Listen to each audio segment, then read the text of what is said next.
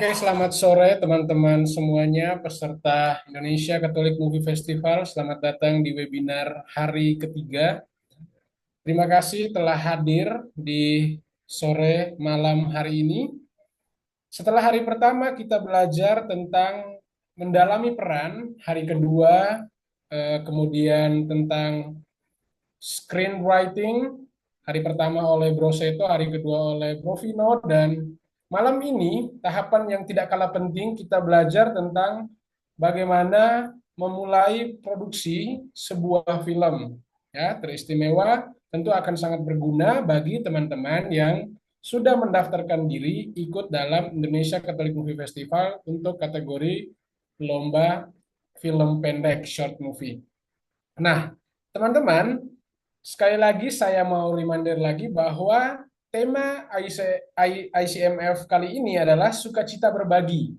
Nah, kegiatan ini diharapkan mampu mengajak umat Katolik secara umum untuk merayakan dan memahami sukacita sebagai bagian dari kehidupan iman.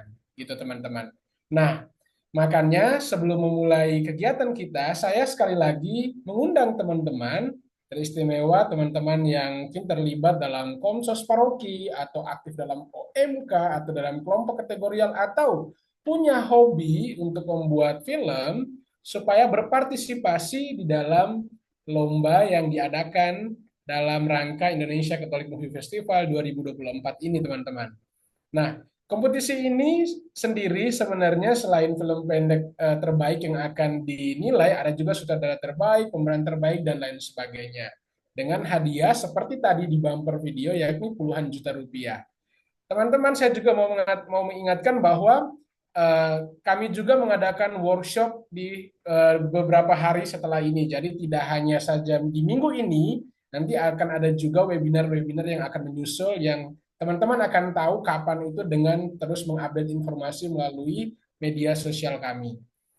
Oke, teman-teman, tanpa perlu berlama-lama lagi, sekali lagi saya ucapkan terima kasih atas kehadirannya. Maka mari kita memulai kegiatan kita pada hari ini ya, webinar kita dengan doa pembuka. Kepada Saudari Loren, saya persilakan untuk mengajak kita untuk memandu kita dalam kegiatan webinar di sore dan menjelang malam hari ini dengan Oke, shalom teman-teman. Mari kita buka webinar pada malam hari dengan doa. Mari kita buat tanda salib di dalam nama Bapa dan Putra dan Roh Kudus. Amin. Saat malam Allah Bapa dalam kerajaan surga, sungguh Tuhan kami bersyukur, kami berterima kasih Tuhan karena hari Tuhan, sekali lagi kau telah mengundang kami pribadi lepas pribadi Tuhan untuk boleh hadir di Zoom meeting pada malam hari ini untuk mengikuti webinar acara ICMF. Biarlah Bapak aku berkati segala rangkaian acara kami Tuhan dari awal sampai hingga akhirnya. Biar pada hari ini Tuhan segala apa yang kami dengarkan di webinar pada malam hari ini boleh berguna bagi kehidupan kami maupun karya kami maupun masa depan kami. Beracara Tuhan, kami serahkan segala acara webinar ke dalam tangan-Mu yang penuh kasih, biar sungguh Tuhan yang nama-Mu yang makin dipermuliakan. Doa di Tuhan kami haturkan dengan perantara Tuhan kami Yesus Kristus yang hidup dan berkuasa kini dan sepanjang segala abad. Amin. Di dalam nama Bapa dan Putra dan Roh Kudus. Amin.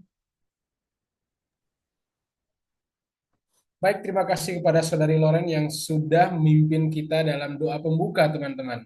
Baik, sekali lagi saya ucapkan selamat datang yang baru bergabung dan mungkin teman-teman ya sambil berjalan bisa share linknya kepada teman-teman yang lain untuk mengikuti webinar kita karena sekali lagi webinar pada malam hari ini itu tidak kalah pentingnya dengan dua webinar yang sudah kita laksanakan 2 hari sebelumnya. Baik, teman-teman, produser film adalah orang yang bertanggung jawab atas keseluruhan proses produksi film, ya, mulai dari tahap perencanaan hingga selesai.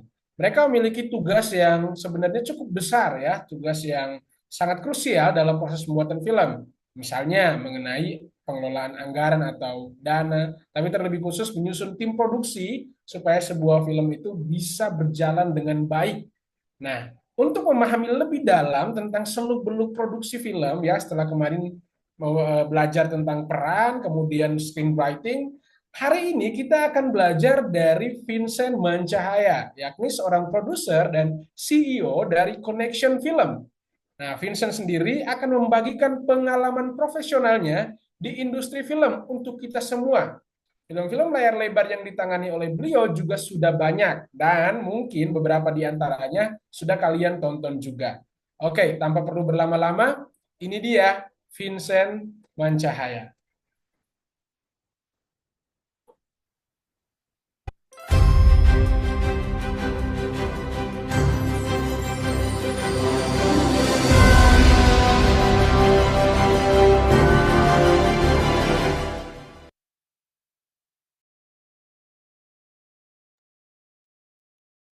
Halo, selamat malam semuanya. Selamat malam, Bro Rojak. Selamat malam teman-teman, Romo, Suster, kalau yang sempat hadir di malam hari ini, dan teman-teman sekalian. Pertama-tama saya mau mengucapkan terima kasih ya kepada Komsos MSC yang telah kasih kesempatan. Ya, saya ini ya bukan siapa-siapa, tapi boleh berbagi lah kepada teman-teman. Semoga apa yang saya share pada malam hari ini bisa bermanfaat untuk teman-teman semua. Eh, oke, saya langsung aja mungkin share screen ya. Eh, Sebentar. Screen saya kelihatan? Oke. Oke. Eh, Hari ini saya mungkin akan sedikit membahas tentang produksi di sebuah film. Sebelumnya, kalau teman-teman yang baru pertama kali melihat saya, izinkan saya memperkenalkan diri terlebih dahulu. Nama saya Vincent Mancahaya, saya seorang produser dan juga CEO dari sebuah production house yang ada di Indonesia, di Jakarta, tepatnya namanya Connection Film. Sebenarnya untuk sebagai produser atau mengurusi sebuah produksi ya, eh, ini sudah saya jalani sudah lebih dari 10 tahun. Kurang lebih tepatnya di tahun 2013 atau 12 saya lupa. Saya mulai eh, ikut-ikutan produksi, mulai mencoba sebuah produksi short movie, iklan atau lain-lainnya. Selain juga jalur profesional, ada beberapa pelayanan yang saya berikan kepada gereja tentunya kepada eh, Katolik ya tentunya supaya teman-teman bisa eh, membantu gereja dalam dalam hal perwartaan.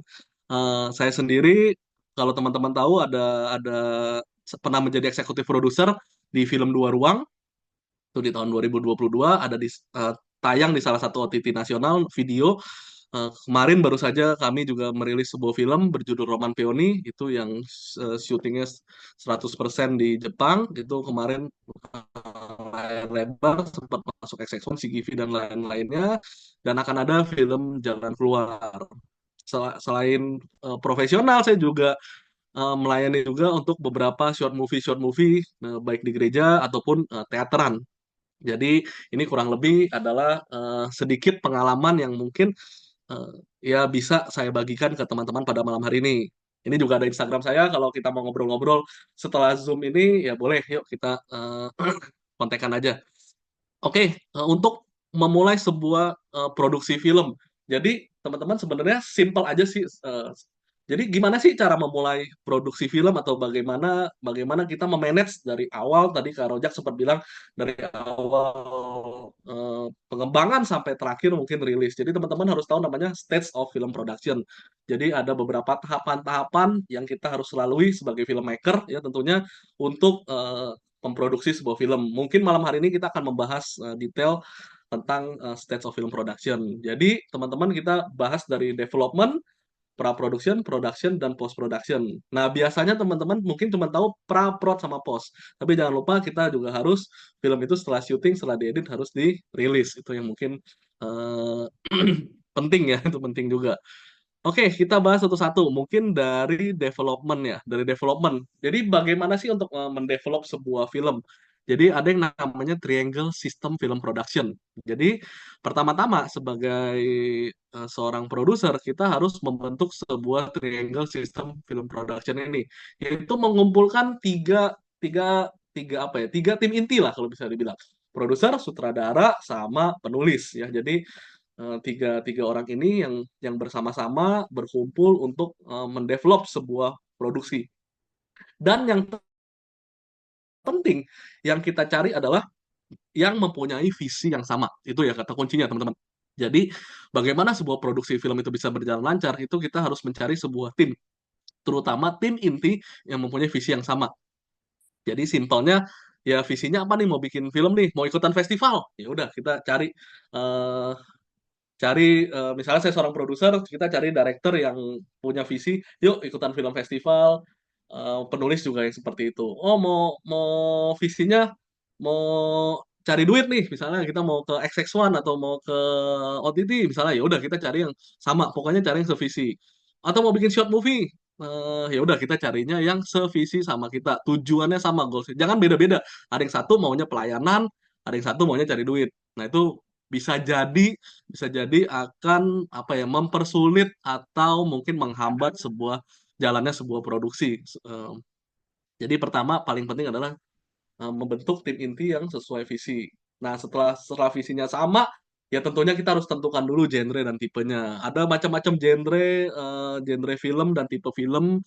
Ya, kalau yang di Indonesia mungkin yang paling top, mungkin teman-teman juga sering nonton, itu ada drama, komedi, dan horor. Itu yang paling banyak dibuat. Nah, ada lagi beberapa genre-genre lain seperti science fiction dan lain-lain. Itu mungkin genre-genre yang lebih sedikit orang buat, tapi bisa juga untuk dibuat. Nah, lalu kita tentukan juga tipe filmnya mau apa. Apakah short movie, feature film, dokumenter, atau apapun. Ya, seperti itu. Nah, selanjutnya baru kita mendevelop sebuah story. Story adalah kita mau mengangkat apa sih? Mau mengangkat cerita apa? Apakah based on true story? Apakah based on true event? Atau mau mengadaptasi sebuah novel atau buku? Atau mungkin membuat sebuah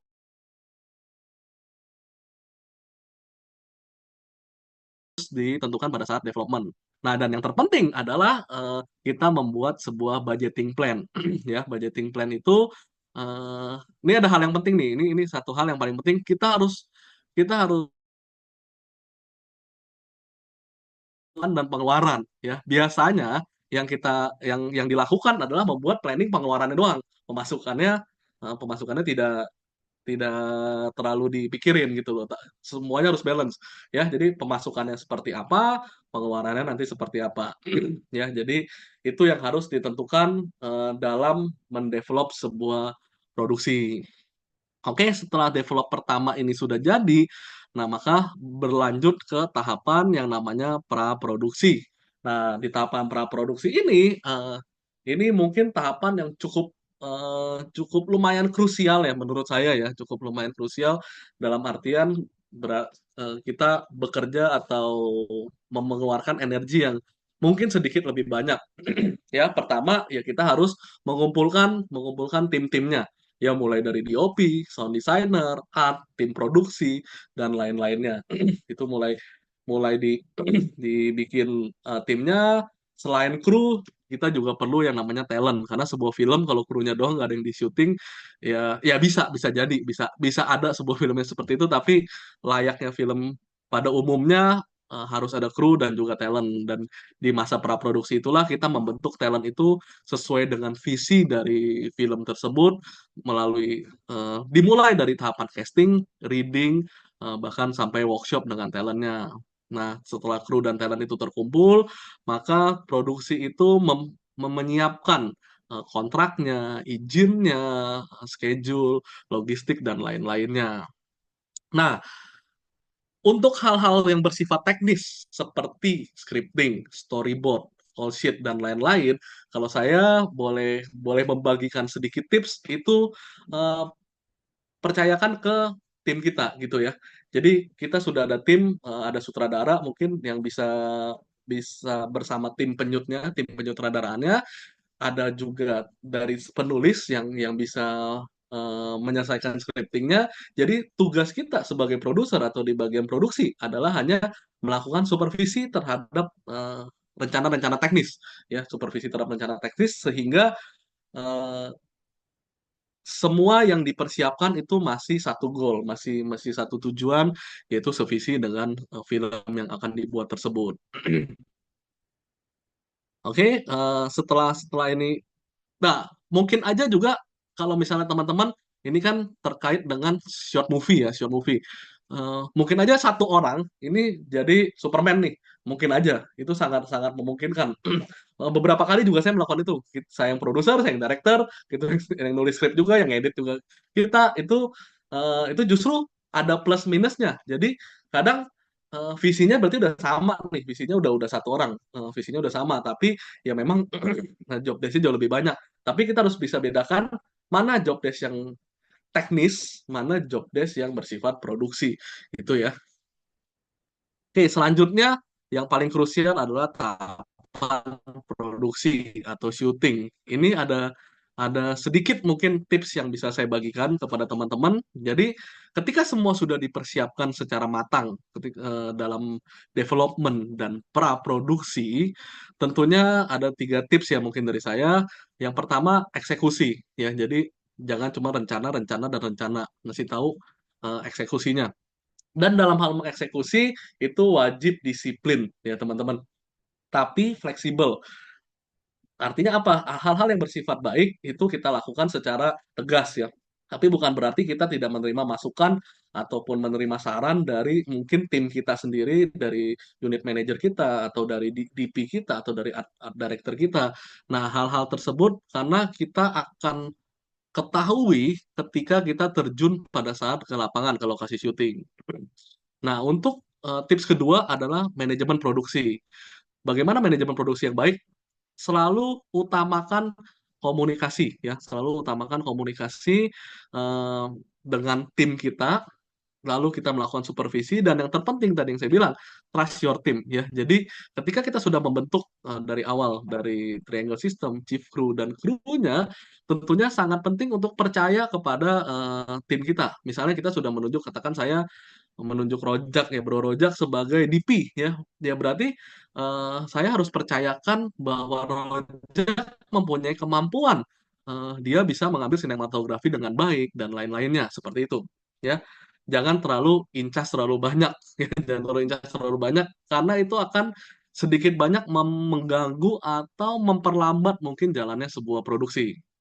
Nah, dalam setiap produksi yang sepengalaman saya itu selalu ada yang namanya masalah ya, selalu ada masalah. Ada aja masalahnya dari A sampai Z sampai A lagi sampai Z lagi itu selalu ada masalah. Nah, bagaimana dalam menghandling sebuah masalah? Jadi bagaimana mengatasi masalah itu? Kalau sedikit tips dari saya, eh, kita ini produksi film di industri kreatif. Jadi kadang masalah itu datang bisa tiba-tiba. Jadi selalu usahakan menemukan solusi kreatif dari sebuah masalah. Nah, jadi contoh ya, eh, contoh di produksi saya. Contoh kemarin kita ketika development dan scripting kita ada mau mengambil eh, set di bandara. Tapi karena satu dan lain hal terkait budget, terkait perizinan, bandaranya nggak bisa diambil syuting nih, ya. Jadi berarti kan harus dipikirkan solusi kreatifnya seperti apa. Berarti kita pindahkan lokasinya, kita harus jelaskan juga kepada tim kita, kepada talent kita, lalu pindahkannya kemana? Itu diobrolin ke penulisnya. Jadi diobrolin ke penulisnya, diobrolin ke sutradaranya. Sorry. Jadi sehingga filmnya tetap tidak keluar jalur, tidak keluar dari visi yang sudah ditetapkan sebelumnya, tapi filmnya bisa tereksekusi dengan baik eh, dengan kendala yang ada di lapangan. Seperti itu ya. Jadi saran saya sebelum sebelum memulai syuting, siapkan beberapa plan B atau plan C dengan solusi-solusi kreatif. Seperti itu untuk di produksi syuting ya. Oke. Tadi eksekusinya harus disiplin, komunikasi yang baik dan percaya dengan teman dan selalu siapkan solusi kreatif ya paling penting itu. Jadi kalau nggak disiplin pun juga itu bahaya ya tadi ya saya kelupaan. Jadi jadwal itu kan sangat menentukan satu dan lain hal. Kita ini di sini kerja kolektif. Jadi film ini bukan cuman saya doang, bukan nge-vlog diri pakai handphone itu tuh bukan. Jadi film itu sebuah karya kolektif. Jadi ketika ada satu atau ada sebagian yang tidak disiplin atau yang lain hal, jadwal mundur dan lain hal, itu akan sangat berpengaruh kepada beberapa hal. Terhadap budget, terhadap jadwalnya tim lain, jadwal kru lain, jadwal talent lain, seperti itu. Oke, selanjutnya setelah kita syuting, setelah wrap, kita load, setelah syuting semua itu ada tahapan namanya loading ke hard disk atau drive ya. Kita lanjut ke tahapan berikutnya adalah post production. Nah, di tahapan ini peran peran produser adalah sebenarnya hanya memanage bagaimana kita bisa mengkolaborasi antara tim penyut dengan tim editing ya. Jadi jangan sampai editor punya visinya apa, si penyut punya visinya apa. Jadi filmnya gado-gado gitu ya, filmnya jadi campur-campur, nggak jelas gitu. Jadi kita harus samakan. Oh, director maunya bercerita tentang ini, maunya visualnya seperti ini, dan editor pun harus menangkap. Oh, maunya filmnya seperti ini, maunya penonton bisa merasakan ini dan lain hal. Itu yang harus disupervisi selama proses editing. Dan yang terpenting adalah teman-teman harus perhatikan copyright. Ya, copyright itu paling penting. Jadi, copyright itu ada dua. Ya, film itu kan ada gambar, ada suara. Jadi, copyright gambar dan copyright suara itu harus diperhatikan. Mungkin kalau teman-teman masih, oh syuting-syuting buat sosmed, atau syuting mungkin buat eh, kalangan internal itu mungkin nggak terlalu concern. Tapi kalau teman-teman mau next level, mungkin mau ikut festival atau mungkin mau ikutan Indonesian Catholic Movie Festival ini, di salah satu syarat pendaftarannya ada juga copyright yang harus diperhatikan teman-teman. Jangan sampai kita mengambil karya orang lain tanpa izin atau kita nggak tahu nih, kita asal comot-comot aja. Oh, ini kayaknya bagus nih, abis abis habis antar adegan ini transisinya kita kasih kasih gambar orang jalan terus kita ambil comot aja di YouTube segala macam. Itu hati-hati teman-teman. Jadi saran saya, start from the small things. Kita dari awal kita juga harus perhatikan. Atau suaranya mungkin, oh kayaknya ini bagus kita pakai melodi ini, suara ini atau apa. Nah, itu juga harus diperhatikan ya. Jadi teman-teman terutama yang mengikuti kompetisi film pendek di Indonesian Catholic Movie Festival ini juga harus memperhatikan copyright-nya ya. Jadi jangan sampai kita ada suatu masalah yang di kemudian hari seperti itu. Oke, setelah filmnya bungkus, setelah filmnya sudah jadi nih, sudah final deh gitu. Nah, ini yang harus diperhatikan selanjutnya adalah rilisnya ya, teman-teman. Jadi, film kita mau tayang di mana? Apakah mau tayang di layar lebar, di bioskop? Ya, di bioskop itu seperti di XX1, atau di CGV, atau di lokal sinema, atau di Cinepolis. Berarti kita harus tahu outputnya apa. Kalau bioskop berarti kita harus pakai DCP, HDM, dan lain-lain. Oh, atau saya pengen film saya di OTT, seperti di video, Netflix, Disney Hotstar, atau lain-lainnya. Atau kita mau kirim ke festival film. Ya, berarti kita harus tahu spek yang dibutuhkan si panitia festival itu. Atau film kita nggak mau tayang di bioskop, nggak mau tayang di OTT, maunya ada di handphone saya doang, boleh nggak? Ya boleh aja, terserah kan kamu yang bikin film gitu ya. Jadi boleh-boleh aja, nggak harus bikin film harus ke bioskop kok, bikin film harus ke OTT nggak. Saya mau bikin film cuma saya doang yang mau nonton itu juga boleh gitu loh. Itu juga sebuah karya teman-teman. Ya jadi nggak masalah. Tapi teman-teman harus tahu filmnya mau didistribusikan atau dirilis di mana. Nah, setelah dirilis juga tentunya harus memperhatikan marketing plan-nya. Jadi, ketika film itu rilis di bioskop, targetnya atau di OTT, pingin dong audiensnya, target marketnya tadi ya, pada saat develop kan kita tentuin target market. Oh, saya pengen film ini ditonton sama OMK se-Indonesia gitu ya. Berarti kita harus melakukan campaign-nya ke OMK-OMK gitu loh. Oh, saya pengen film saya ditonton oleh ibu-ibu misalnya. Ya udah kita campaign-nya ke ibu-ibu gitu loh. Nggak usah bikin campaign atau marketing yang ke bapak-bapak, nggak usah. Jadi tentukan campaign kita yang relate dengan audiens kita atau target market kita.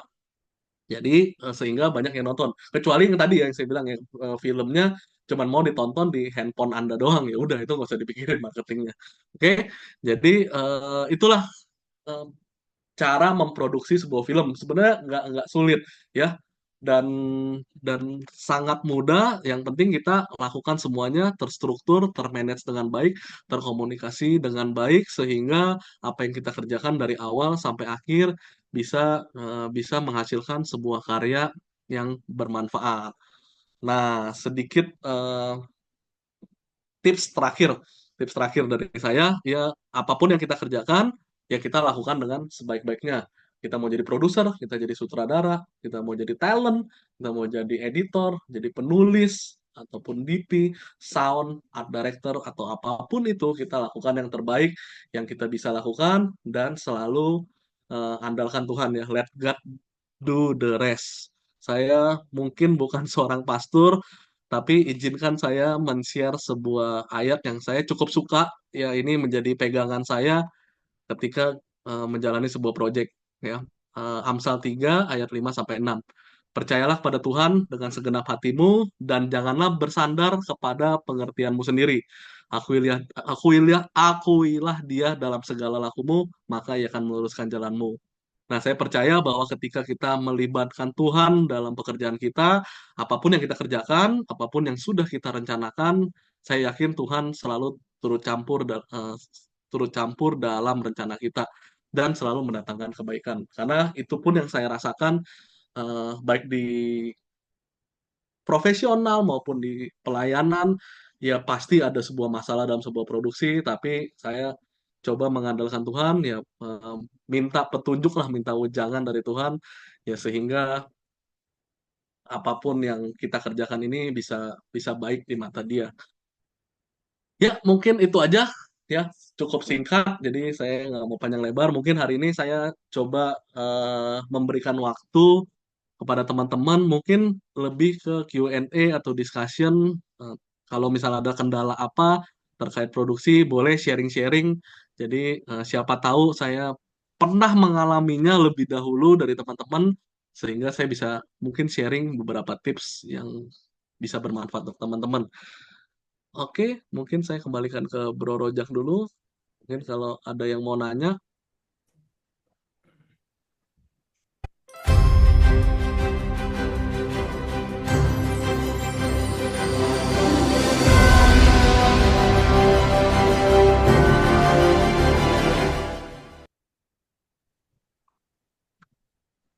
Oke, terima kasih kepada Bro Vincent yang sudah membagikan pengalamannya sebagai seorang produser dalam sebuah industri film yang tadi kita perhatikan, kita mendengar bersama bahwa ternyata Bro Vincent juga memulai dari pelayanan ya dalam lingkungan komunitas gereja seperti itu, short movie, kegiatan-kegiatan gereja, kemudian berkembang dalam produksi yang lebih besar, film layar lebar. Ini luar biasa banget teman-teman, dan saya kira ini menjadi motivasi bagi kita, teristimewa bagi teman-teman yang terlibat dalam lomba kompetisi film pendek, bahwa ternyata hal-hal kecil yang kita mulai dalam event-event seperti ini bisa memancing kita untuk berkarya lebih besar lagi. Ya, yang penting adalah keberanian kita, yang penting adalah niat kita, dan yang pasti pengharapan kita akan Tuhan tadi seperti yang dikutip dari ayat kitab suci ya. Luar biasa sekali Bapak Vincent ini. Oke teman-teman, sebelum kita lanjut ya ke pertanyaan, saya rasa ada baiknya kita foto bersama dulu ya. Jadi kita foto bersama dulu dengan buka kamera, kita open kamera dulu, screenshot, kemudian kita masuk ke sesi tanya jawab. Oke, ayo teman-teman semua, para pastor, ada frater, ada suster juga ya. Kemudian teman-teman sekalian boleh buka kameranya, nanti host akan membantu kita untuk screenshot. Oke, Oke, siap hostnya?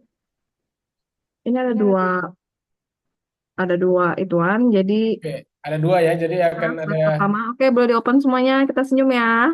dua kali. Satu, dua, tiga. Oke, slide kedua. Oke, tetap senyum. Satu, dua, tiga. Oke, sudah. Oke, terima kasih Loren. Baik teman-teman, silakan yang mau bertanya ya, boleh raise hand di di video atau dengan emoji, atau mungkin pengen open kamera kemudian langsung berkomunikasi dengan kami ya, biar lebih asik gitu interaksinya teman-teman. Boleh, boleh. Sekali lagi jangan ragu-ragu. Oke, udah ada pertanyaan itu dari Kevin ya.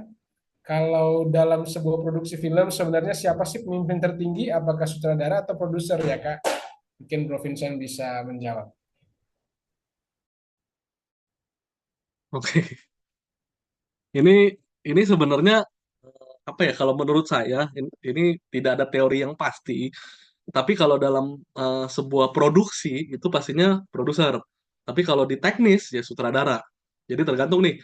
eh, misalnya misalnya kan ini biasanya pertanyaan ini muncul ketika ada perbedaan pendapat. Misalnya sutradaranya yang decide atau produser yang decide seperti itu. Kalau yang biasanya saya lakukan ketika produksi-produksi, apabila sutradaranya bukan saya produsernya sutradaranya orang lain, maka hal-hal yang keputusan-keputusan yang bersifat teknis saya percayakan ke sutradara. Let him or her make the call. Jadi ya ketika saya mengajak dia bekerja sama, mengajak sutradara ini bekerja sama, artinya ya saya percaya bahwa visi yang saya bawa ke dalam film atau proyek ini berarti sutradara itu juga mempunyai visi yang sama dan segala hal keputusan teknis ya berarti silahkan di-decide seperti itu. Itu yang biasanya saya lakukan. Apakah mungkin menjawab? Oke, apakah sudah menjawab atau mungkin Bro Kevin bisa buka kamera juga, bisa langsung bertanya? Lalu Sudah. buka kamera. Oke, terima kasih. Silakan teman-teman yang lain, jangan sungkan-sungkan. Oke, Ya, terima kasih Kevin. kita saling berbagi, atau teman-teman mungkin pernah terlibat dalam produksi film pendek atau film layar lebar, entah itu menjadi eh, atau jadi salah satu kru dalam salah satu bidang, atau juga mungkin dalam film pendek teman-teman yang menghandle semuanya bisa di-share di sini ya. Jadi mungkin nanti Bro Vincent memberikan pandangan ya dari sudut pandang dia. Jadi jangan ragu-ragu teman-teman, karena kita di sini prosesnya sama-sama belajar, jadi jangan sungkan-sungkan untuk bertanya. Apalagi kesempatan ICMF ini setahun sekali ya, dan tahun depan kita akan melanjutkan, puji Tuhan akan melanjutkan kegiatan ini. Jadi mari kita dalami. Oke, ada satu pertanyaan lagi. Kak Vince mau tanya job dari sutradara saat post production. Thank you. Oke, thank you. Kalau Meta ya. Sorry kalau salah sebut. Eh, Job desk sutradara pada saat post production tentunya mengawal ya. Jadi kan sutradara itu memimpin pada saat produksi, pada saat syuting ya. Jadi setelah syuting dia mengambil adegannya, scene-scene-nya, lalu di rap baru pindah ke post. Nah, post itu kan dikerjakan oleh tim editing ya, editor dan kawan-kawannya. Nah, job desk sutradara akan lebih banyak di supervisinya. Apakah ketika di syuting dan pada saat di post, apakah itu eh, visualnya, gambarnya, audionya sesuai dengan bayangan dia atau sesuai dengan visi dia. Jadi, apakah pesannya tersampaikan? Sutradara kan juga mau bercerita melalui filmnya. Nah, apakah editor mengerjakan mengerjakan editing itu bisa bisa mendeliver apa yang sutradara mau ceritakan. Nah, kurang lebih adalah simpelnya job desk-nya lebih karena supervisi ya, supervisi ke tim editing seperti itu. Oke, apakah Semoga jelas menjawab atau ya. mau bertanya lagi? Boleh. Oke, terima kasih. Ya, jadi job desk sutradara menurut Kak Vincent itu salah satu yang paling penting adalah supervisi ya teman-teman. Ya, Betul. ya jangan sampai Dan ternyata saran kita saya tadi sedikit sedikit nambahin Bro Rojak, saran saya ketika ketika habis syuting, terutama ini saya bicara untuk short movie dulu ya, bicara short movie. Ketika selesai syuting itu sebaiknya sutradara itu selalu dalam tanda kutip ya nemenin nemenin terus editornya. Jadi itu ada mungkin ada beberapa masukan-masukan, ada beberapa kreatif yang mungkin bisa, oh ini oh yang ini panjangin dikit nih, ini potong di sini nih, ini cut di sini, ini kasih transisi sini, itu mungkin eh, bisa dilakukan oleh sutradara pada saat post. Jadi bisa membantu editor juga. Oke, saya lanjut pertanyaan selanjutnya. Dari Kak Kevin lagi. Kak, mau tanya, kalau pengelolaan budget yang baik itu kan harus memikirkan dari segi pemasukan dan pengeluaran. Bagaimana sih caranya mendapatkan sumber pemasukan supaya film itu bisa berjalan? Apakah ada budget minimal dalam sebuah produksi film? Oke, pertanyaannya cukup bagus ya, pertanyaan cukup bagus. Jadi, mendapatkan sumber pemasukan. Jadi gini, teman-teman, ketika kita membuat sebuah film, itu kan tadi saya selalu mulai dengan kita harus punya sebuah visi. Visinya itu nggak harus dari produser ya teman-teman ya. Jadi ini mungkin sedikit saya tambahkan, sedikit saya melengkapi presentasi tadi. Jadi visinya itu mungkin dibawanya oleh si sutradara, mungkin juga dibawanya oleh si penulis. Itu mungkin ya, mungkin juga dibawa oleh si DP, itu mungkin ya. Jadi nggak, visi film itu bukan bukan selalu dimulai dari sutradara. Bisa aja misalnya saya seorang penulis nih, saya bisa nulis misalnya kayak kemarin Bro Vino, dia pengen pengen bikin sebuah film tentang misalnya tentang stunting misalnya ya. Tentang stunting dia punya cerita ide yang bagus, tapi dia mengajak sutradara dan produser untuk membantu mewujudkan filmnya. Bro Vino yang nulis misalnya seperti itu berarti kan visinya dibawa oleh Bro Vino, mengajak kerjasama sutradara dan produser. Jadi eh, film itu bisa dibuat nggak harus dari produsernya. Nah, ketika visi itu sudah disepakati, yuk kita jalanin, yuk kita mau bikin film stunting misalnya. Oke, berarti kan ada banyak yang dipikirkan. Fokus ke pertanyaan ini, bagaimana mendapatkan sumber pemasukan. Sumber pemasukan itu ada banyak ya, kalau kalau misalnya kita bicara short movie, teman-teman. Mungkin di sini teman-teman punya kendala kendala di soal budgeting ya. Kendala-kendalanya di budgeting untuk bikin, oh saya mau ikutan visinya, saya mau ikutan Indonesian Catholic Movie Festival, saya mau bikin sebuah film bertemakan sukacita berbagi, cuman budgetnya susah nih, budgetnya bingung. Saya udah mikir saya mau syuting pakai kamera A7S, saya mau pakai 3 point lighting, saya mau pakai soundnya, wah bla bla bla, artnya keren. Tapi budgetnya susah nih saya nyarinya.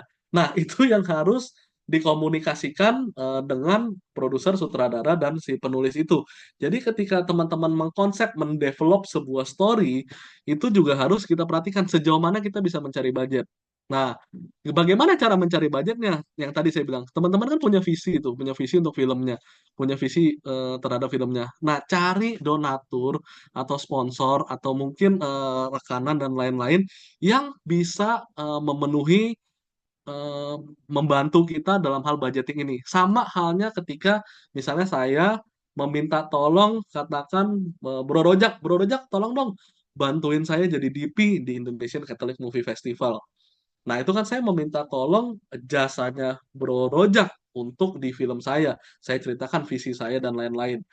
Nah, saya juga bisa meminta hal yang sama atau mengajak hal yang sama kepada Bro Rojak. Bro, tolong dong bantu saya di pendanaan untuk saya bikin film di Indonesian Catholic Movie Festival dengan menceritakan visi dan lain.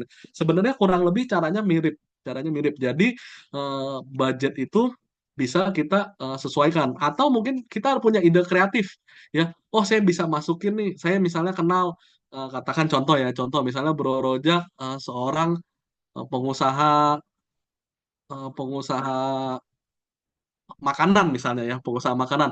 Oh, Amin, saya amin. bisa masukin satu adegan, misalnya satu adegan dia lagi makan, eh, mau nggak Bro Rojak? Misalnya Bro Rojak bantuin saya, budget terbesar saya kebetulan di lokasi nih misalnya ya, misalnya budget terbesar di lokasi, Bro Rojak kebetulan punya kafe. Bro Rojak mau nggak saya syuting di kafenya Bro Rojak, sehingga ntar kafenya Bro Rojak saya masukin dalam sebuah adegan. Nah, sehingga yang tadi masalah utamanya adalah pengeluaran kita budgetnya di lokasi, budget lokasinya kan hilang dengan kerjasama dengan si pemilik kafe. Dan apakah ada budget minimal dalam sebuah produksi film? Eh, Tergantung nih filmnya film apa dulu. Kalau short movie, menurut saya tidak ada budget minimal. tidak ada budget minimal. Tapi kalau film layar lebar dengan segala kebutuhan dan keperluan yang ada, ya kalau layar lebar minimalnya digitnya berapa tuh? Miliar tuh digitnya 9 ya, apa 12 sih? Juta, 6, 9, berarti 9 digit ya, berarti 9 10 digit berarti.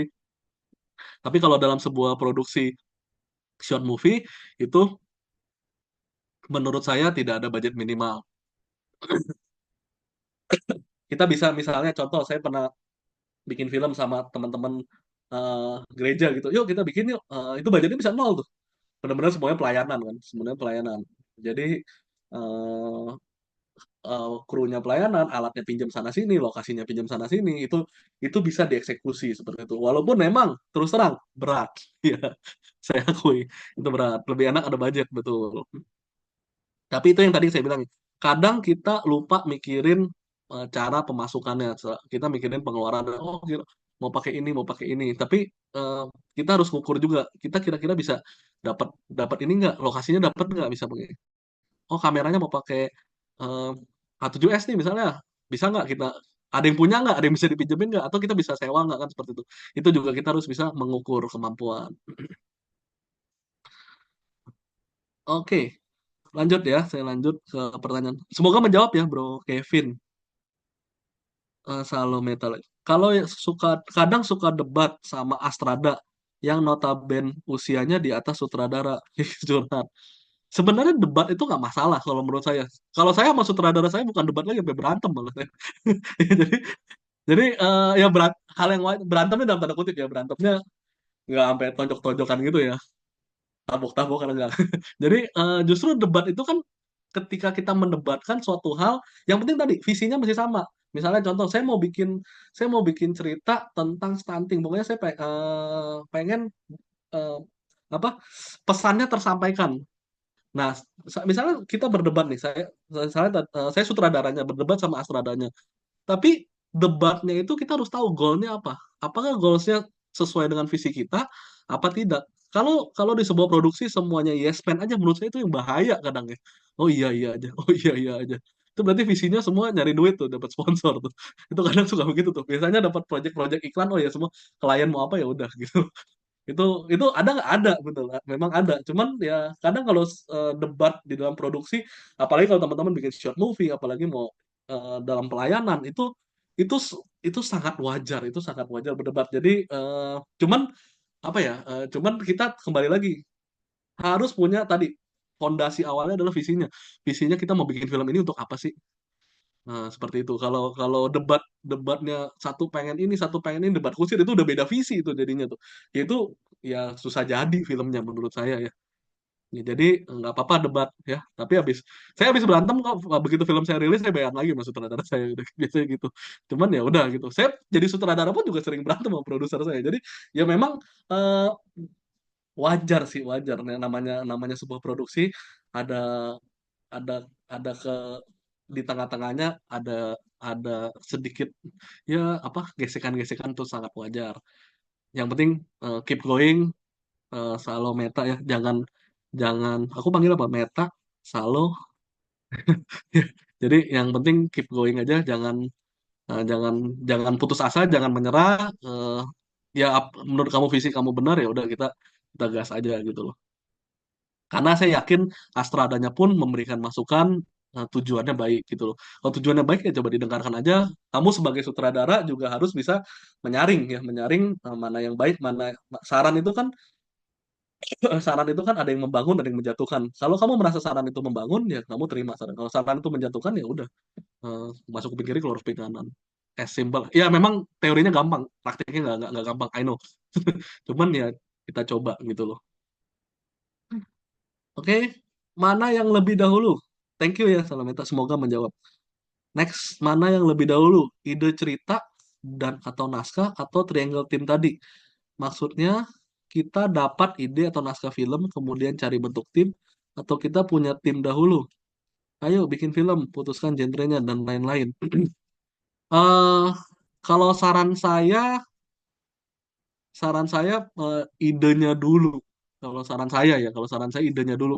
Kita mau belum ke naskah dan lain-lain ya. Kita mau bikin film apa nih? kita mau bikin film apa, idenya. Jadi kalau terlalu banyak orangnya, takutnya visinya bisa berbeda-beda.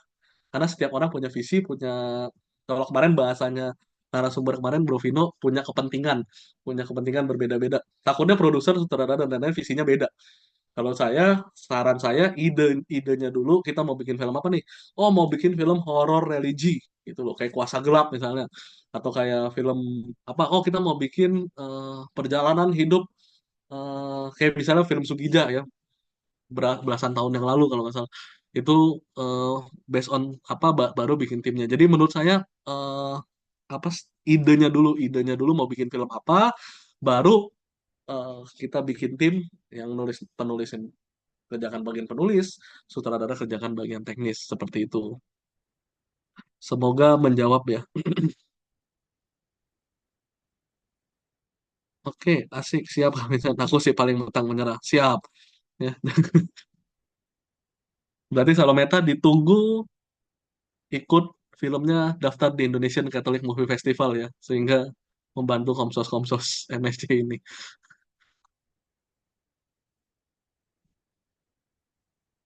Untuk audio,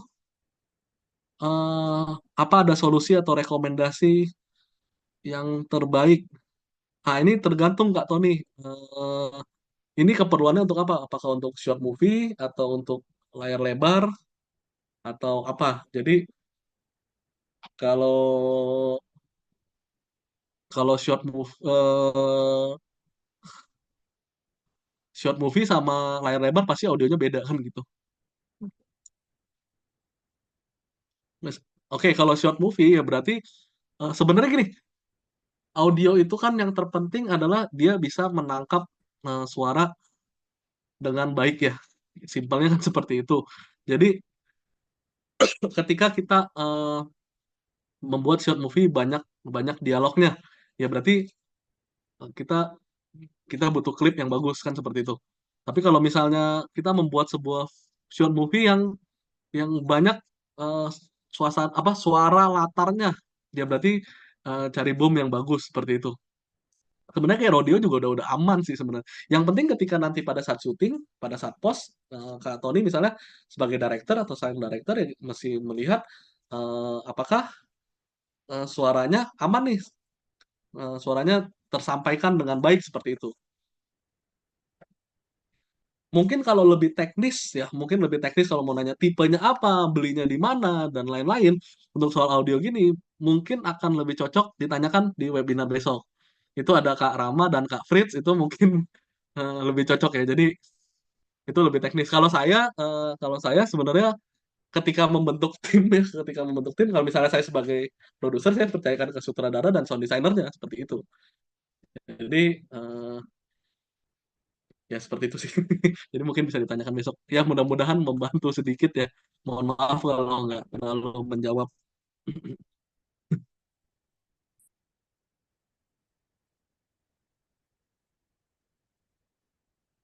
Ya teman-teman, ini kan hari ini lebih bicara tentang produksi. Berarti eh, kadang memang kita pengen belajar lebih jauh ya. Kalau kecuali kita jadi produsernya juga, sutradaranya juga, yes betul kita perlu tahu.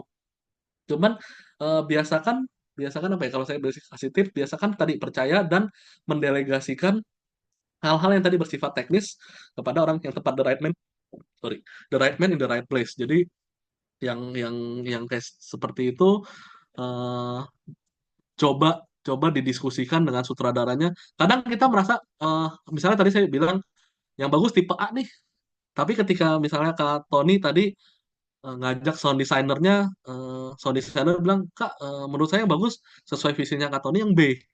Ya udah jangan dengerin saya, dengerin si sound designernya gitu.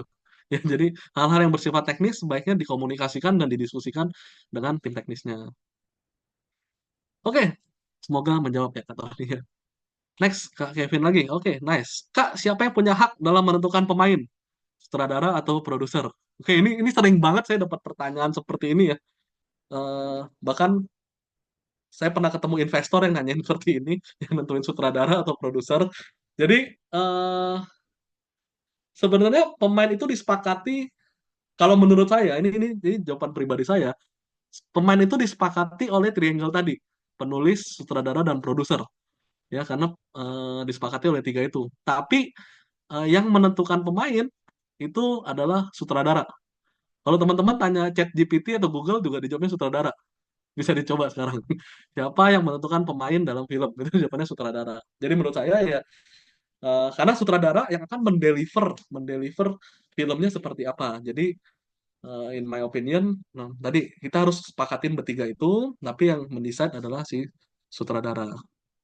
Tapi bukan berarti sutradara maunya A harus A ya. Tentunya juga harus dikomunikasikan dengan produsernya terkait budget, terkait jadwal, ya kan? Oke, budgetnya cocok, jadwalnya nggak cocok. Ini harus rilis. Misalnya contoh nih, teman-teman mau bikin short movie, ini harus masuk sebelum bulan Desember nih, ya kan? Batas akhir pengumpulan tanggal sekian. Talentnya baru bisa syuting Januari, ya nggak bisa gitu loh, ya. Jadi ya harus diobrolin sih menurut saya dan harus disepakati tiga itu. Oke, semoga menjawab Kak Kevin. Oke, next ke Hartanto Tan. eh ada bermacam-macam produser, misalnya produser utama, produser eksekutif, produser lain-lain. Baca di end credit bisa jelas. Oke, ya jadi oke teman-teman saya mau jelasin sedikit tentang produser ya. Jadi kadang banyak orang yang mungkin masih salah mindset tentang produser. Mungkin banyak yang belum tahu bedanya produser dan sutradara. Tapi saya yakin yang hadir di webinar ini udah tahu ya bedanya produser dan sutradara. Produser mengurusi produksi, sutradara mengurusi teknis. Simpelnya seperti itu. Ya, jadi eh, banyak orang yang punya mindset, oh produser yang punya duit. Ada lagi yang bilang, oh produser yang modalin, oh produser yang nyari modal, oh produser yang investor gitu loh. Jadi macam-macam. Oh itu eksekutif produser dan lain-lain. Itu memang selama saya menjalani di industri ini tidak ada teori pastinya. Tapi kalau saya boleh simpulkan seperti ini, produser utama atau head of producer itu biasanya yang memimpin produksi sebuah proyeknya, sebuah filmnya. Jadi itu produser utamanya. Eksekutif produser itu biasanya adalah eh, tim atau orang yang mengurusi soal pendanaannya, soal berhubungan dengan investornya atau dia sendiri yang menginvest dalam sebuah film itu. Itu eksekutif produser. Ada lagi co-producer atau associate producer. Ya itu bisa dibilang kayak Astra, kalau sutradara punya Astrada, ya produser punya co-producer atau associate producer. Atau associate producer ada kalau beberapa di TV itu masuknya sebagai produser magang. Jadi anak-anak magang yang mau belajar dari produser itu jadi associate producer. Itu juga ada. Jadi memang ada banyak banyak tahapan. Jadi tapi kalau saya ketika membuat sebuah film, membuat sebuah produksi, kalau boleh saya share sedikit, produser utama itu adalah yang memimpin proyek film itu, co-producer itu biasanya yang membantu saya, misalnya saya produsernya, saya minta bantuan A, B, C, jadi co-producer. Itu mungkin yang co-producer pertama lebih ke arah kreatif, ya, atau dibilangnya produser kreatif. Produser kedua mungkin membantu saya di marketing. Produser ketiga, co-producer ketiga mungkin membantu saya di distribusi. Itu bisa disebut co-producer. Eksekutif produser itu mungkin bisa membantu saya misalnya menjembatani atau mengkomunikasikan saya dengan si pemegang dana, sponsor atau lain-lain, misalnya seperti itu. Semoga menjawab ya Kak Hartanto Tan. Oke, ini Mimin yang nanya, Kak Vincent tadi udah bilang teknis percayakan ke tim penjut. Berarti saat produksi syuting, kepala timnya sutradara. Berarti saat syuting peran terbesar Berarti saat syuting peran terbesar produser apakah ya perannya produksi tadi. Jadi teman-teman jadi mikirnya gini, simpelnya eh, paling gampang mikirnya kalau teknis sutradara, produksi ya si produser gitu aja paling gampangnya. Apa tuh produksi? Produksi itu yang misalnya berkaitan dengan lokasi, berkaitan dengan konsumsi, berkaitan dengan izin, berkaitan dengan kontrak, berkaitan dengan sewa alat, berkaitan dengan belanja barang, baterai dan lain-lain itu produksi. Hal yang bersifat teknis yaitu berarti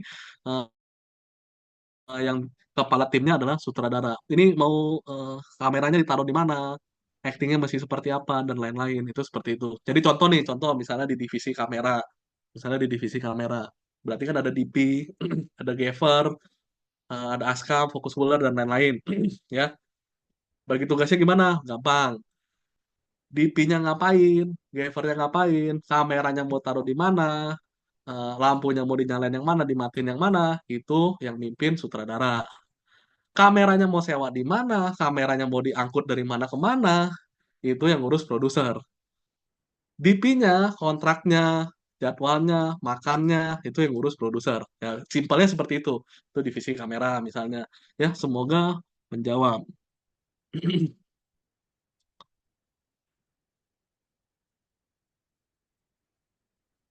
Oke, Kak, apa solusi terbaik terhadap masalah direktur? Director kali mungkin ya. Masalah director mengambilkan ahli total saat produser membuat storyboard dengan timnya. Karena direkturnya tidak suka dengan ide storyboard si produser ini. Saya pernah mengalami waktu membuat storyboard dengan tim saya, direktur sering komplain tentang apa yang saya tulis dan akhirnya juga mengambil alih total untuk melanjutkannya. Ya itu tadi, makanya kita harus berarti yang menjadi pertanyaan Kak Ray ini ketika pertama kali mengajak kerjasama dengan direkturnya itu seperti apa? Apakah sudah dijelaskan visinya Kak Ray ketika mau membuat sebuah film ini? Kalau saya kalau saya baca ya, mudah-mudahan saya nggak salah menangkap ya. Kalau salah menangkap nanti boleh nyalain kamera, boleh ngobrol kita. Ini berarti director dan si produser itu mempunyai visi yang berbeda. Dan ketika ada salah satu mengambil alih proyek itu biasanya sudah tidak sehat. Itu biasanya kalau saya tergantung nih, misalnya apa nih? Kalau dari jobnya iklan ya, misalnya jobnya iklan, produksi iklan dan segala macam, ya udah misalnya direkturnya mau ngambil alih atau produsernya mau ngambil alih, ya udah berarti kan visinya saya dapat duit tuh. Ya udah selama saya dapat duit ya udahlah ambil aja bodo amat lah kan kayak gitu. Nah kalau kalau visinya adalah pelayanan itu yang berat tuh menurut saya. Jadi kadang kita ketika membuat short movie kita mau pelayanan, saya membuat film yang seperti ini, si director mau buat film ini, penulis seperti itu. Nah solusi saya kalau saya coba mengalah, kalau saya akan melakukan coba mengalah dan nextnya saya akan mengevaluasi, berarti ketika nanti milih director saya harus lebih cerita nih soal yang ini. Oh mungkin saya kemarin ke skip nih, saya mungkin ke skip cerita yang ini, saya ke skip menjelaskan visi saya, pesannya mau ini dan lain-lain. Kadang ya udah karena saya mau terus belajar juga gitu loh, mau terus belajar, jadi oh mungkin aja dia yang lebih benar gitu loh. Oh eh, tapi kalau misalnya dia sudah otak-atik, misalnya kamu direkturnya, eh, produser otak-atik storyboardnya dan nggak sesuai. Ini bicara soal pelayanan ya, kita bicara soal pelayanan ataupun kita mau bikin short movie, oh nggak sesuai ini ya kita bisa speak up sih, misalnya seperti itu. Jadi bisa dibalikan lagi ke awal. Oke, awal pertama kali kita mau mau bikin ini, jangan lupa visinya ini, apakah storyboard ini sudah sesuai dengan visi kita nih sebagai tim. As a team kita visinya udah sama belum? Gitu. Semoga menjawab, kalau nggak boleh. Saya agak kurang. Director sering komplain tentang apa yang saya tulis dan akhirnya juga mengambil alih total. Ya, ya ngomong simpelnya ganti aja direkturnya lah. Nggak bercanda. Ya kalau begitu udah nggak sevisi itu. Sebaiknya jangan jangan kerja sama. Tapi bukan berarti musuhan ya. Nggak, saya kadang beberapa sering kok gitu loh ketemu penulis ataupun ketemu director atau bahkan ketemu editor atau kru yang nggak sevisi, ya udah nggak apa-apa gitu loh. Ya udah nggak, kita kita bisa tidak kerja bareng tapi kita jangan sampai bermusuhan gitu aja. Kita as a friend aja, kita jaga jaga jaga hubungan baik ya. Cuman ya udah. Ya siapa tahu nanti misalnya di pelayanan nggak cocok, ada job iklan yang cocok, kita bisa kerja sama, sama-sama dapat duit kan bisa lebih bagus kan gitu. Jadi belum tentu nggak cocok di sini, nggak cocok di project-project yang lainnya seperti itu. Kalau nggak cocok nggak usah dipaksain gitu, nggak enak gitu. Kita aja kan kalau pacaran atau menikah kan kalau nggak cocok nggak enak gitu. Tapi bukan curhat ya. Oke, semoga menjawab. Thank you Kak Rey atas pertanyaannya. Silakan jika masih ada yang mau bertanya teman-teman, kita masih punya banyak waktu. Kita boleh mungkin mau open kamera ya, buka kamera, kemudian sharing atau para pastor, frater, teman-teman kalau mau sharing sedikit mungkin proyek-proyek kecil di kampus atau apa atau di OMK mengalami hal-hal yang berhubungan dengan produksi, manajemen produksi mungkin ini saat yang tepat untuk bisa sharing atau bertanya kepada Kak Vincent. Ya, aku rekap sedikit ya. Jadi teman-teman pastikan ketika membentuk tim awal atau tim inti itu pastikan teman-teman harus open semua ya. Ini salah satu tip yang menurut saya krusial. Kenapa? Karena fondasi awal itu penting. Jadi ketika ketika sudah terbentuk tim, jangan ada visinya yang berbeda-beda gitu loh. Jadi sehingga menuju goalnya untuk jadi filmnya itu pasti susah gitu loh. Nah, tapi kalau visinya sama, kita harus ngomongin, oh, em, nggak apa-apa, nggak harus ngomongin apa adanya, baik buruknya. Oh, gue mau kelihatan sutradara keren kan gitu, gimana? Nah, itu ya harus diomongin ya nggak bisa gitu. Jadi semua visinya tuh harus diomongin di depan. Jangan di belakang harus ditanya, kamu setuju nggak dengan ini seperti ini dan segala macam. Ya, jadi kadang tuh yang susah ya. Ini saya boleh sharing dikit ya. Kadang yang susah tuh kadang waktu pelayanan misalnya di gereja itu timnya bukan kita yang bentuk. Timnya tuh dibentuk dari Romo atau DPH. Nah, kamu yang sutradara, kamu yang ketua panitia, kamu yang bendahara, kameramennya si ini segala macam. Wah, itu tuh ya udahlah itu berserah aja lah Tuhan lah itu. Itu kadang-kadang itu yang susah tuh begitu tuh. Itu kan udah campur-campur tuh itu udah pasti. Pokoknya kita ada tugas nih dari KAJ atau dari mana atau dari Keuskupan suruh bikin ini. Pokoknya kamu jadi ini, kamu jadi. Nah, itu mungkin mungkin bisa terjadi. Nah, itu ya ya udah berarti kan melayani itu semua saran saya udah sama-sama saling mengalah aja lah itu. Kalau enggak kalau kalau semuanya mau menang sendiri ya nggak bakal jadi filmnya seperti itu. Oke, lanjut ada pertanyaan lagi Kak Hartanto Tan. Sorry. Sering dengar atau baca kadang ada sutradara atau penulis naskah diganti. Berarti itu keputusan produser ya. Nah, jika itu terjadi seperti film, jika terjadi seperti itu, film tadi dianggap karya siapa? Juga naskah tadi secara copyright milik siapa? Atau tergantung tergantung kontrak awal. Oke, jadi kalau misalnya di tengah jalan ada sutradara atau penulis naskah diganti, itu kan berarti ada sebuah masalah ya. Ada sebuah masalah yang terjadi, apapun itu, masalah teknis, atau masalah legal, atau masalah apapun. Biasanya itu keputusan ya pimpinan tertingginya, biasanya keputusan produser ya. Yes, memang memang keputusan produser. Nah, jika terjadi seperti itu, film tadi dianggap karya siapa? Berarti kalau misalnya di tengah-tengah sutradaranya diganti, artinya sutradaranya tidak menyelesaikan filmnya. Berarti dia tidak bisa menganggap karya itu. Misalnya contoh Bro William ini sutradara syuting misalnya 21 hari, 21 hari, hari kedua dia diganti. Ya berarti kalau filmnya jadi nggak bisa dong film by William itu nggak bisa. Itu udah pasti secara copyright untuk film by si sutradara yang melanjutkannya. Atau secara naskah berarti kan si penulis yang baru ketika diganti itu kan berarti kan yang lama ada yang baru kan. Ya berarti menjadi copyright yang apa yang baru sih atau tergantung kontrak awal.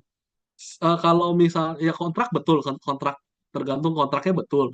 Cuman kalau misalnya pertanyaannya diganti ya berarti eh, seharusnya logika saya misalnya saya penulis penulis yang baru Bro William ini penulis yang lama Bro William diganti ke saya terus saya tetap pakai pakai tulisannya William ya berarti nggak diganti dong itu kan. Ya, kalau diganti berarti saya harus nulis lagi seperti itu. Berarti kalau saya nulis lagi itu berarti karya saya. Dan di kontrak, yes betul kontrak itu tadi harus perhatikan ya. Jadi hak dan kewajibannya apa? Kenapa biasanya diganti itu Misal bukan diganti total tapi melanjutkan atau revisi. Iya, betul. Berarti yang baru, Kak. Berarti si si penulis atau si sutradara yang baru. Apakah menjawab? Kalau revisi berarti tergantung nih kalau revisinya cuman apa ya? Misalnya kalau direct sutradara terus eh, di tengah-tengah ada co-director misalnya kayak gitu, konsultan director, ya itu berarti directornya tetap yang pertama. Mungkin boleh di- dijelaskan. Oh, ya jadi kalau misalnya diganti ya berarti yang baru. Kalau yang lama terus di tengah-tengah ada sedikit revisi atau apa. Misalnya contoh nih Bro Bro William yang ngedirect dari awal sampai dia yang direct nih semuanya nih. Terus tiba-tiba saya, bro kayaknya eh, bagusan dia masuknya dari kanan ke kiri deh, jangan dari kiri ke kanan. Terus Bro William ikutin, oh ya benar juga, masuknya begini. Ya nggak bisa saya klaim film by saya dong itu itu nggak mungkin itu pasti film by Bro William seperti itu.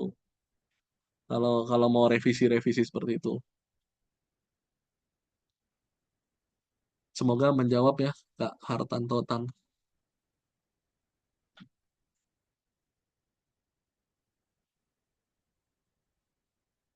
Oke, mungkin ada lagi pertanyaan? Mau diketik boleh, mau resen, mau ngomong langsung boleh. Silakan teman-teman yang masih mau bertanya, kita masih punya banyak waktu. Jika ada yang masih ingin ditanyakan atau mau sharing juga boleh, Ya, mau sharing juga boleh. sungkan. Mau sharing saya Kita juga mau.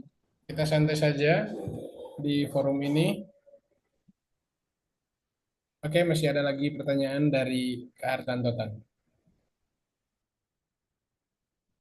Oke, misal kayak ada kasus Justice League versi Joss Whedon atau versi Cinder. Wah, mohon maaf saya terus terang saya nggak ngikutin nih kasusnya nih. Boleh boleh cerita dikit kasusnya apa? Saya terus terang nggak ngikutin nih.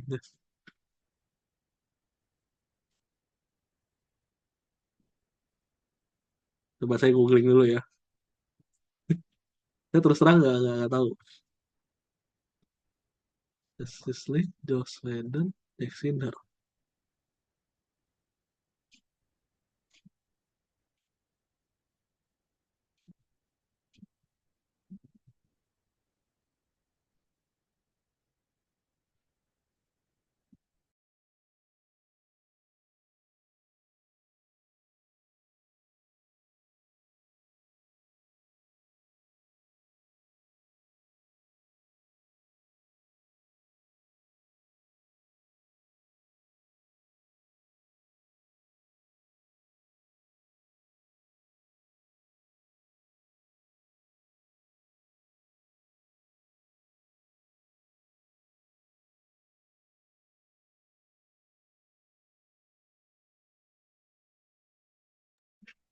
Oke, jadi produksi utama oleh Cinder, tapi setelah ada reproduksi kayak film berubah banyak. Nah, jadi di luar ada dua versi. Hmm. Hmm, iya, di Indo saya belum pernah dengar sih. Apakah umum ya berarti kalau jarang ya berarti tidak umum jawabannya. Tidak umum terjadi. Oh ini Kak Fritz mau bantu jawab, silakan Kak Fritz. Boleh, silakan. Boleh nyalain kamera. Halo, selamat malam. Malam.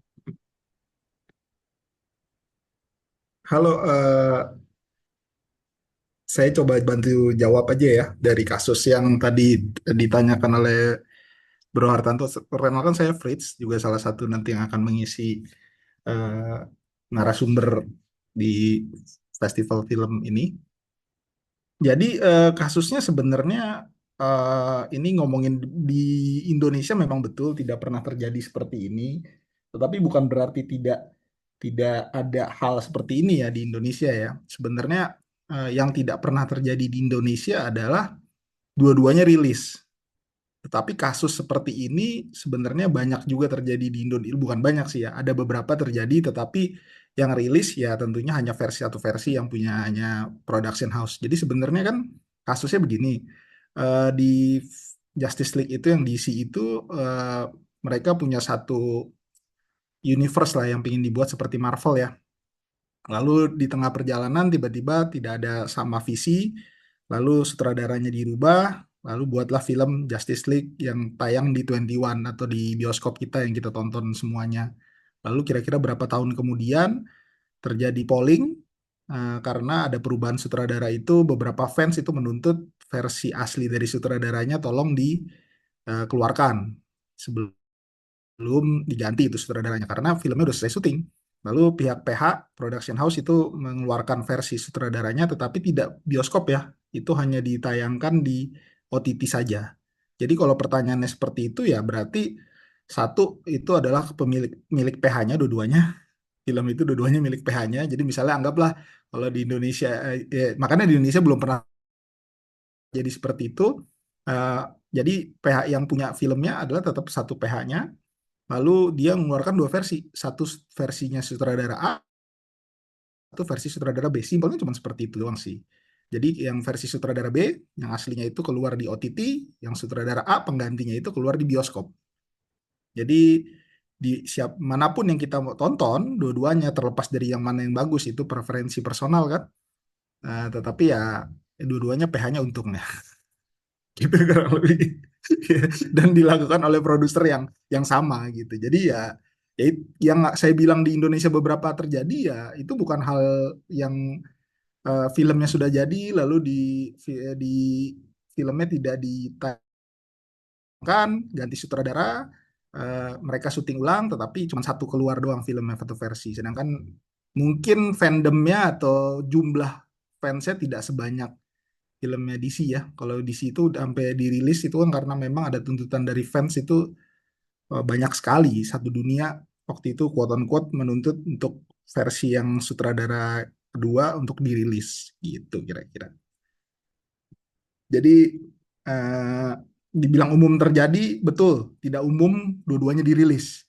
Tetapi apakah umum terjadi di tengah produksi bahkan produksinya udah selesai ada sutradara penggantian sutradara ya bisa dibilang umum. Tidak banyak tetapi umum. Begitu. Thank you. Thank you, Bro Fritz.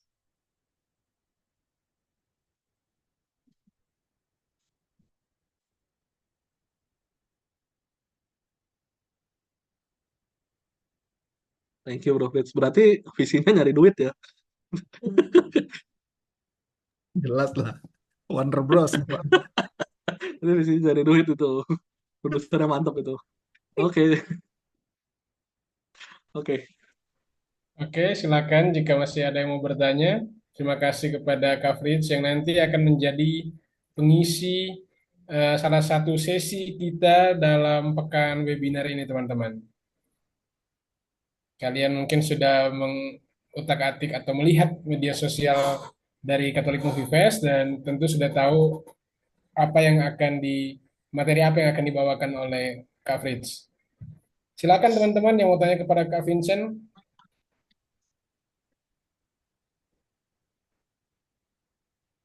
Thank you, Kak Hartanto ya atas pertanyaannya.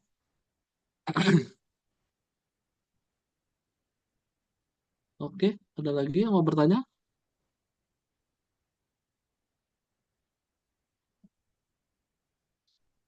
Ada, mungkin teman-teman ketemu kesulitan selama mempersiapkan short movie untuk Indonesian Catholic Movie Festival ini? Kalau selama persiapan ini, kalau ada kesulitan apa, butuh tips apa, boleh mungkin kita share-share di sini terkait produksi atau terkait apa. Jangan-jangan disengaja biar double income. Ya berarti visinya cari duit nggak? Jadi ya kan cari duit sebanyak-banyaknya kalau bisa nggak cuma double, triple, 10 kali lipat kan gitu. Ada 10 sutradara sekalian.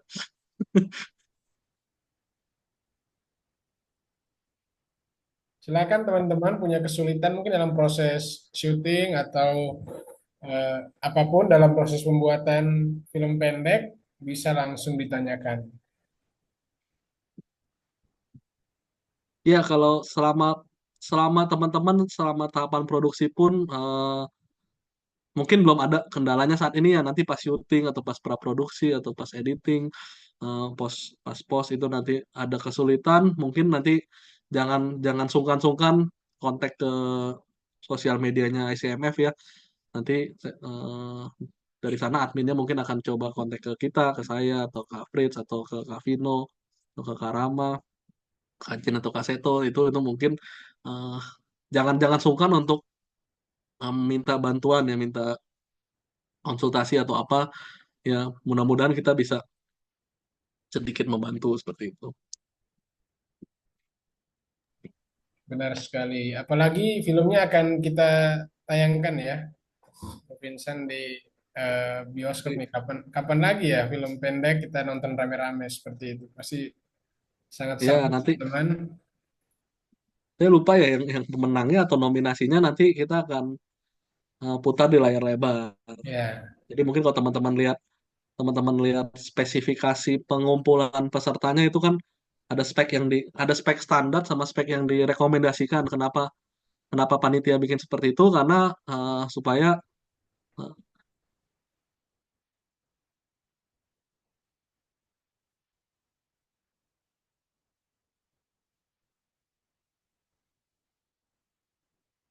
ya sepertinya bermasalah.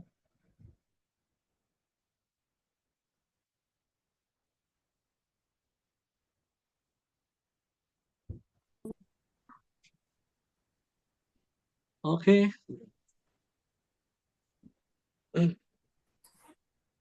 internet saya nggak stable. Oke mungkin Bro Rojak kalau ada yang bertanya mungkin nanti kita bisa bertanya bisa komunikasi di sosial media atau gimana ini Ya, teman-teman di tengah minggu ini mungkin sudah lebih letih dibanding ya, awal pekan. betul. Ayo teman-teman, jangan ragu-ragu ya untuk ikut karena ada hadiahnya juga dan kalau teman-teman masuk nominasi pasti akan ditayangkan dan itu pasti luar biasa ya melihat karya kita ditayangkan dan kita bisa nonton bersama.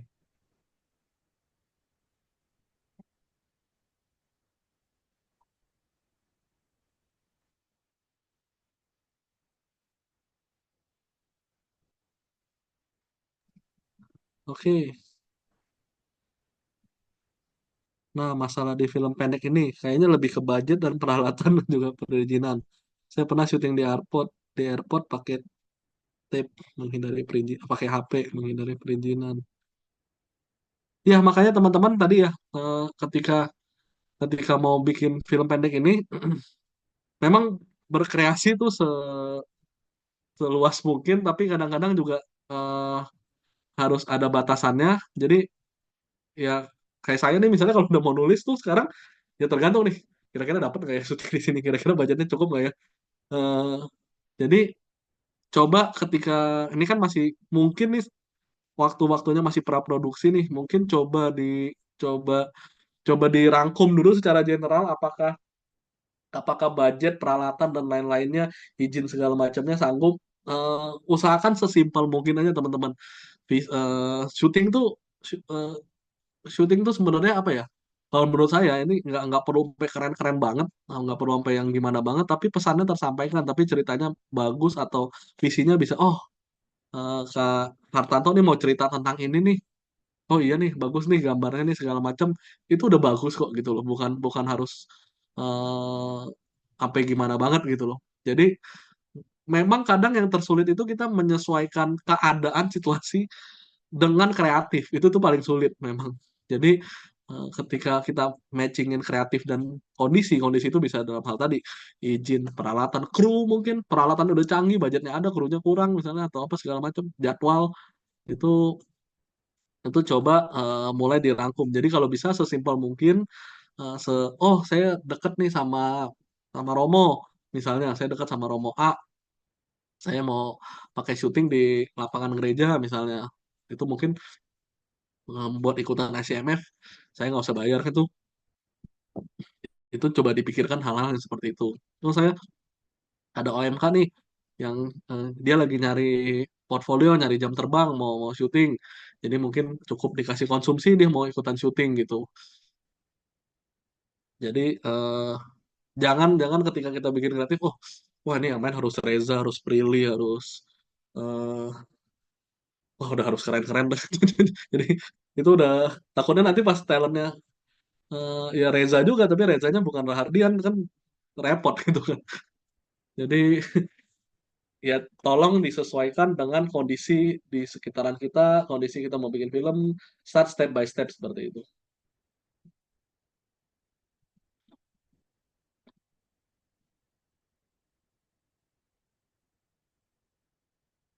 Oke, mudah-mudahan menjawab Hartanto.